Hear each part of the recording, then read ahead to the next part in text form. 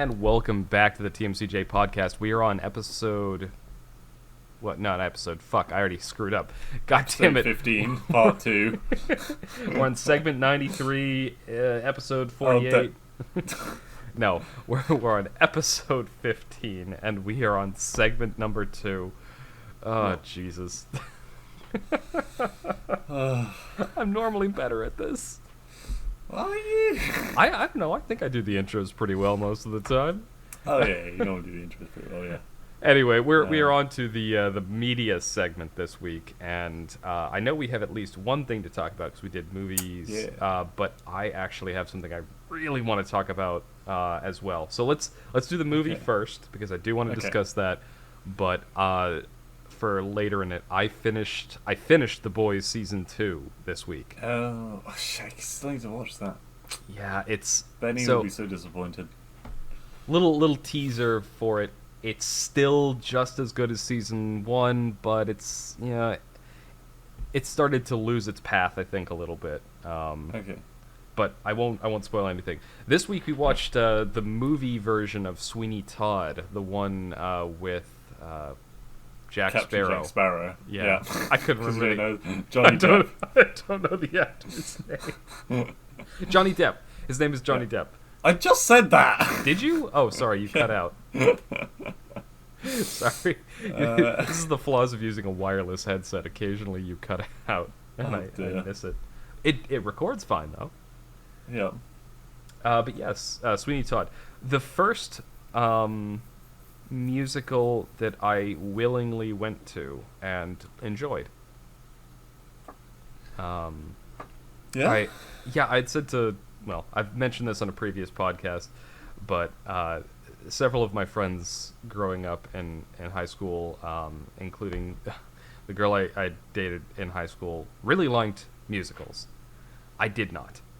I didn't count Disney movies. They weren't my thing. I'm not a massive fan of musicals. I do love Disney though. But I that being said, honestly, I quite like the musical themes of Sweeney Todd. It's a good story, and I think the musical movie is well done and well executed. No pun intended. Right. What was the pun? Oh, executed. Okay, I got you. A little bit. I was trying to think up some kind of egg pun, and I was like, "What?" No, there's no eggs in the movie. Well, there's pies. Yeah, but there's no eggs. Well, yeah, there's like to make the pastry or something. I don't know. Oh, pies. What did you think I said? Parties. Yeah. Jesus Christ, guys. Gee, we're God damn it. Segment 1 was so well put together. Segment 2 is such a shit show already. Shit show, yep. But no, so just going through, if you haven't seen the movie, quick synopsis of it. It's set in like 1800s England, specifically in London. There's a barber who has a beautiful wife, infant daughter, and a judge who is envious and wants the wife for himself, drums up some false charges and sends the barber off. They say they quote-unquote transported him for life, which at the time meant you're going to like Australia or some other penal colony to serve out your term as a prisoner working there. And the idea is you'd never come back. He changed his name, got away, somehow. They don't specify in the movie. They say they found him floating in the ocean, so... Right, so presumably he escaped and got there somehow. It's not and the clear. boy picked him up. Yeah, exactly. And he makes his way back to London, assumes a new identity, and is intent on vengeance on the people who wronged him because he finds out, spoiler, that his wife has died, or he's told that she's died by poisoning. Allegedly. Yep.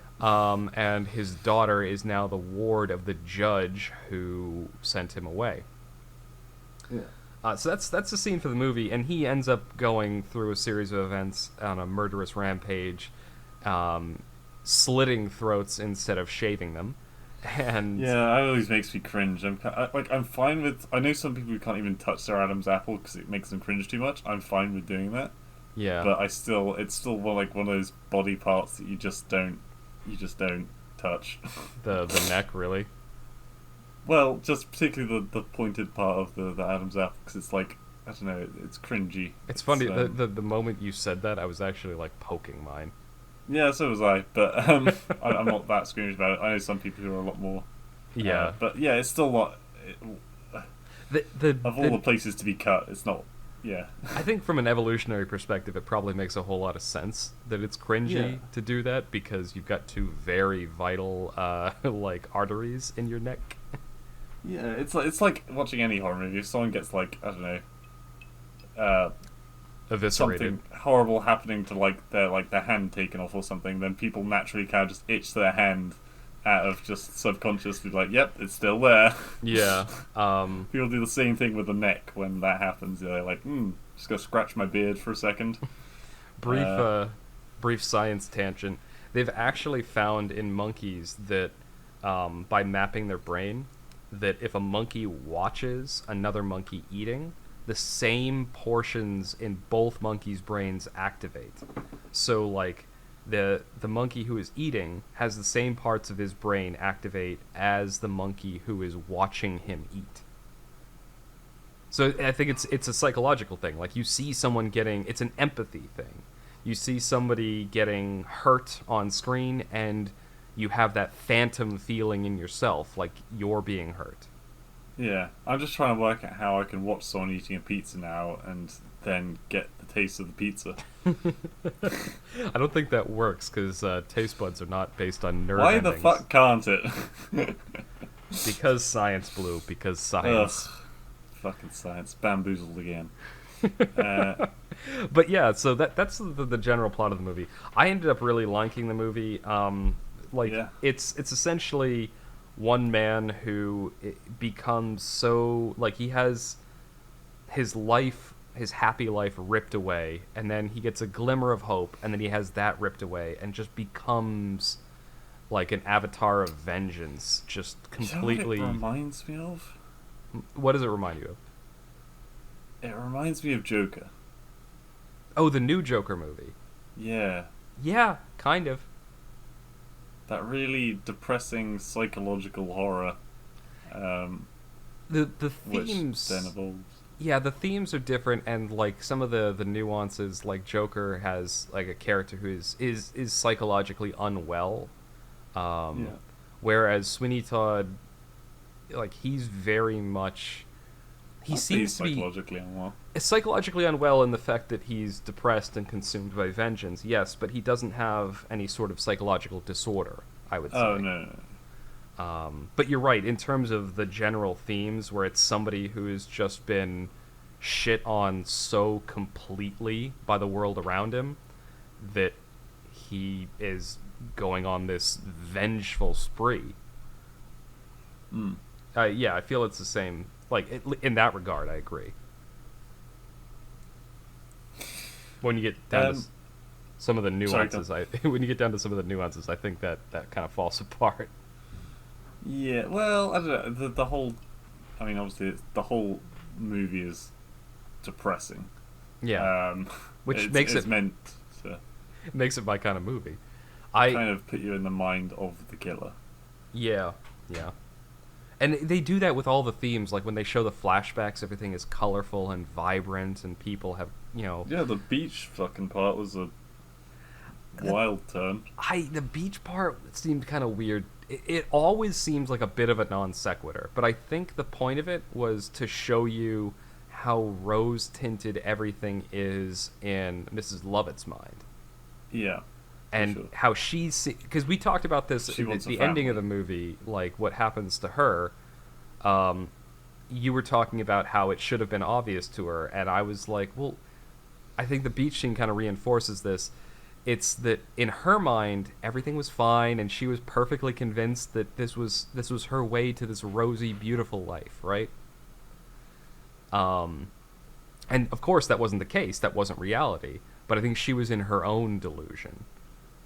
But you're right Yeah. though. The way they do it in the movie, like every time they go back to one of these fantasies or one of these remembrances of the previous, like when everything was better and happier, it's very colorful and vibrant and happy music. Mm. But whenever they're in the modern reality, everyone is pale. It's always dark. It's always gray. Yeah.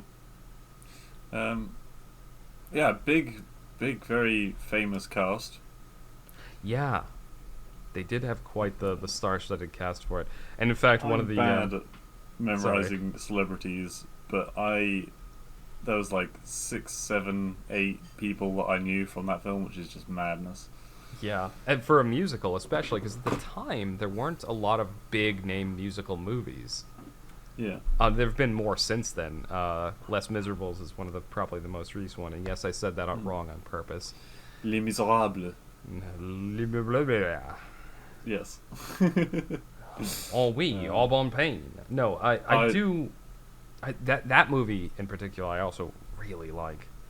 Yeah. But yeah, this one, like one of the things we said in college when we watched it was like, oh, it was amazing watching Snape and Captain Jack sing to each other. Yeah. God, he makes such a good villain. As I can't remember the guy's name. Yeah, I don't remember his name either. You gandered at my ward. Yes, you gandered. That was the wrong voice. Sean Connery. I was doing Sean Connery, which, by the way, rest in peace, Sean Connery. Poor Sean Connery. Yeah. He died a week back, and On Halloween. Yeah. That is I love that guy and everything he was in. Yeah. Yeah. Also, another actor, which I spotted, was not even a human. Was Sykes the dog. And it was really funny because it was a really depressing scene of like the lady looking out of the window, trapped in this horrible place, and then the dog walked past in the street, and I was like, "Kaiser, pause the video! It's Sykes the dog!" And of course, I had my headset off on this point so I could listen to the movie. Yeah. So again, you showed me the commercial after the fact, but we don't have that commercial here, so I didn't recognize the dog. No. But yeah, apparently the dog was in both. Yeah, that dog was in. You know the in Pirates of the Caribbean. I think it was the jail dog. Oh, the one that jail had the dog! Yeah, I keys? know. Yeah, Same dog as that. Oh my God, you're right. That is the It same was in dog. like he's in like 6 different famous films. Yeah, very, very, very cool. Yeah, and just 2 of those films at least were Johnny Depp films. I'm trying to think if I've seen that dog in any other film. And also, of course, yeah, a lot of Harry Potter characters, as we discovered: Bellatrix Lestrange, Wormtongue, and Snape, obviously. Although one of the movies that I know that Mrs. Lovett from is Fight Club. She plays I've not she seen plays the Fight woman Club. in that, the main female protagonist. Right. If you can really call anyone in that movie a protagonist. Is she as kooky as she is in all her other movies? She is, and I don't know. I won't lie, I find her kind of hot. Yeah, fair enough. But anyway, I don't want to spend the entire time talking about that movie because, I mean, I do. God, there's so much I want to talk about it just because I really. Just buy one. Okay. One of the things. This will be the last thing I bring up about the movie.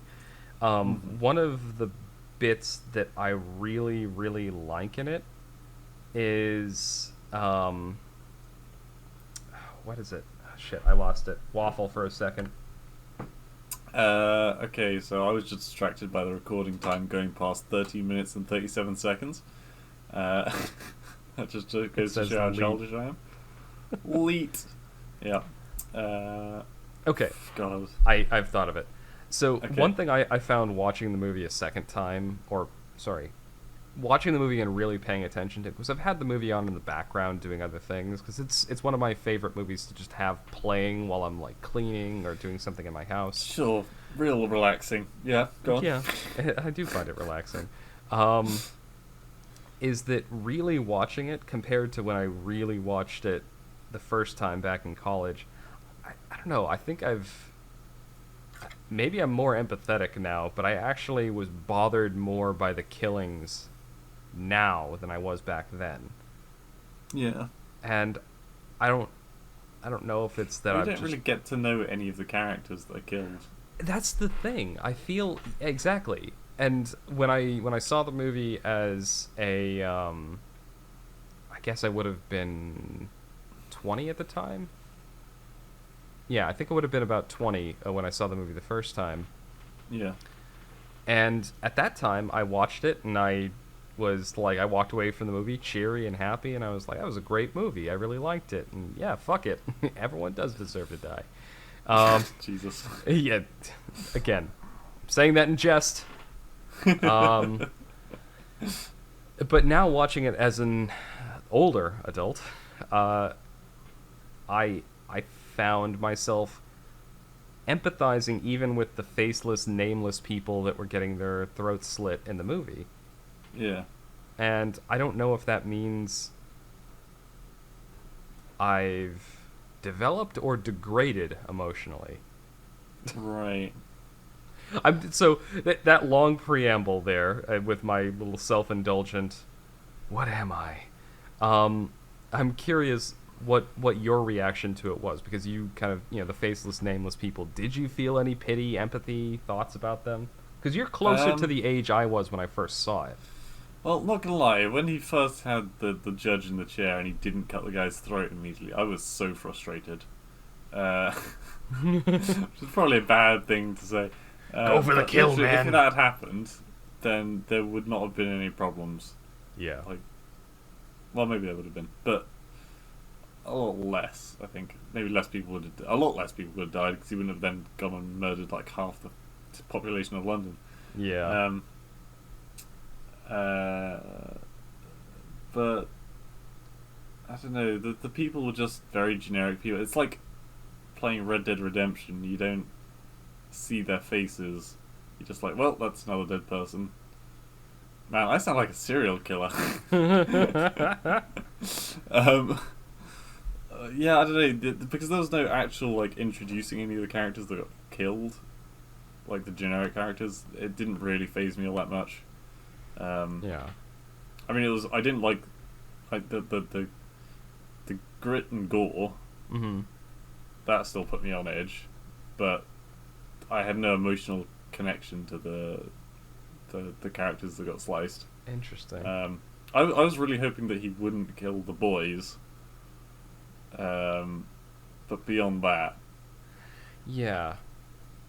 And there's a couple little bits there where you still see bits of his humanity, where he's like he'll murder, like in one scene he's murdering just a random young man. Doesn't seem to be like, because some of the people, it's like, okay, this older person, he's well dressed, like maybe he sees him as an avatar of the judge. But yeah. Then there's other scenes where he's murdering just a perfectly, healthy young man, not well dressed, like could just be some random dude, could just some random happy-go-lucky guy.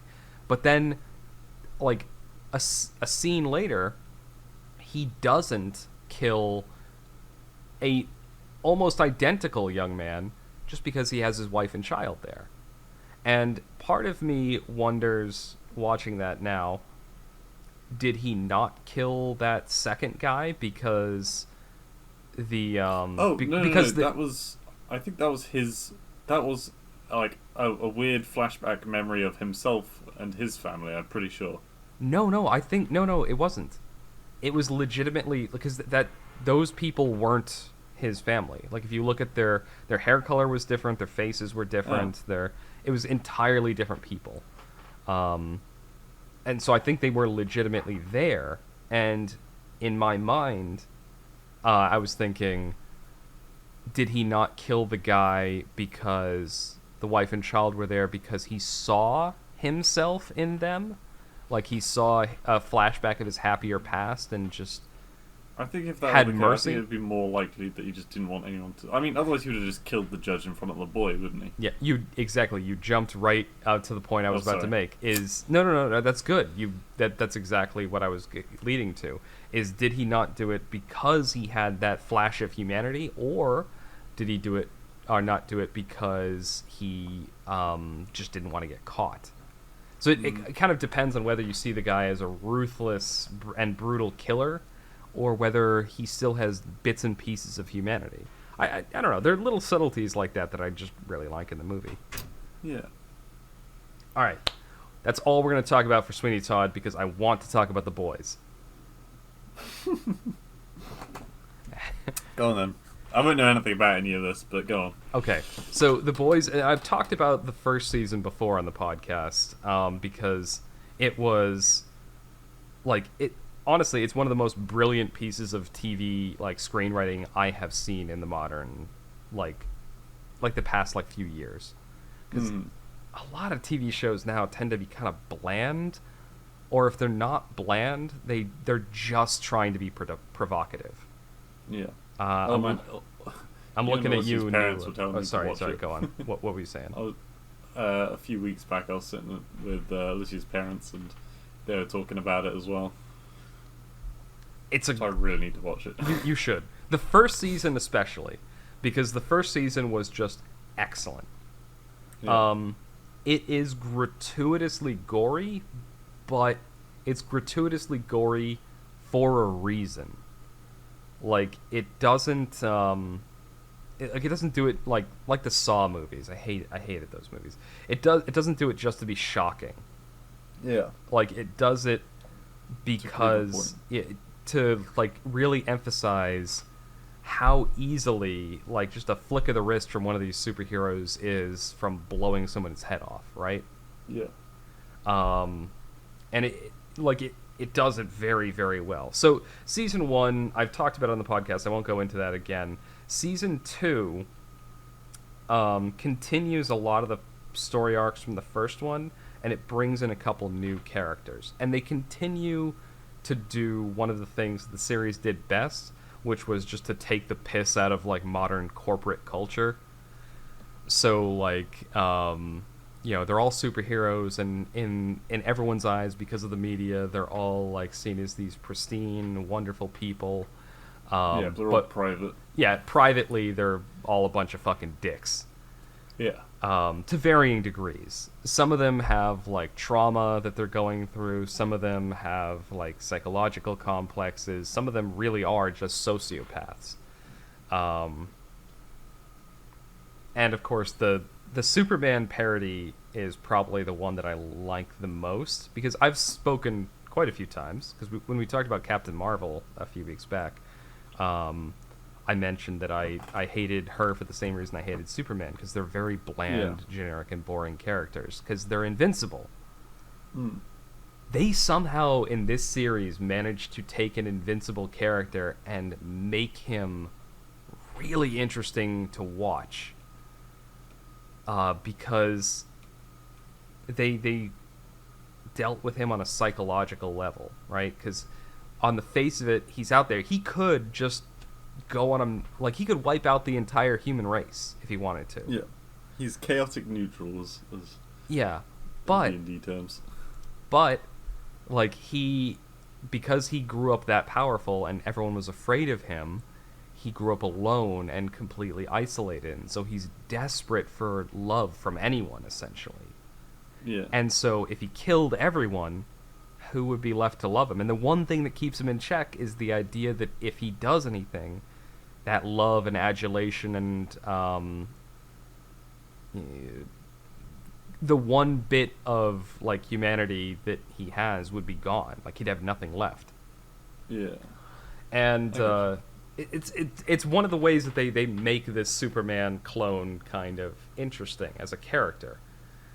Because in every scene he's in, you're never sure exactly what he's going to do. Like you said, chaotic neutral is a perfect way to describe him. Okay. But sorry, I'm getting off into the weeds onto the nuances of the show. The new character they added, and this is where they kind of they go really well, and then they sort of go off into the weeds. The new character is this character called Stormfront.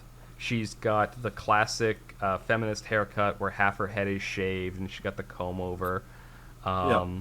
She is like has lightning powers and is akin in strength to the Superman guy. Basically, Susan Storm. Yep. Yeah, yeah. And so she goes around and she is starting to steal his thunder because she's crafted her media image Pun as intended? what? Oh, I didn't know. That was not intended. Shit, I didn't even realize that until you said that. But she's trying to like craft this edgy. Say it. Sorry. No, go on. She's trying to craft this edgy image. So she comes in and they're filming like a scene and she's live streaming it on her phone and going, look at these corporate bitches and whatever, and essentially trying to play to that live media edge that people go for now on like Snapchat and trash talk. Well, not trash talk, but it's the TikTok look of trying to be very rehearsed but look real and edgy, you know? Woke? No, not woke. It feels kind of woke. Well, a bit of that. They do take a piss. They do kind of poke at that and take a piss at it too, but that's not take the piss out of it, not take a piss at it. Holy shit. They don't really go in that direction too strongly. She is sort of that's the kind of person that they're taking the piss out of. They're going like because she's like that on camera, but behind the scenes she's conniving, and she is like she tries to make herself look authentic and edgy, but it's really just like a way to get views and to get an audience. Yeah, I'm standing by my opinion on this one. Okay. But then this is where I think they go wrong with her character, and this is going into spoilers now. So this is probably going to carry us to the end of the segment. So if you don't want to hear spoilers about season 2 of The Boys, probably stop here. But all right, well, I'll see you in a minute. Fuck off. Or skip ahead like 2 or 3 minutes. Basically, it turns out that behind the scenes, she's just like a massive racist. Like, she's... Fuck, that was out of left field. So she's secretly like over 100 years old, and she's been other superheroes in the past, but they've sort of rebranded her and moved her around in the same way as other religious scandals in the past. Right.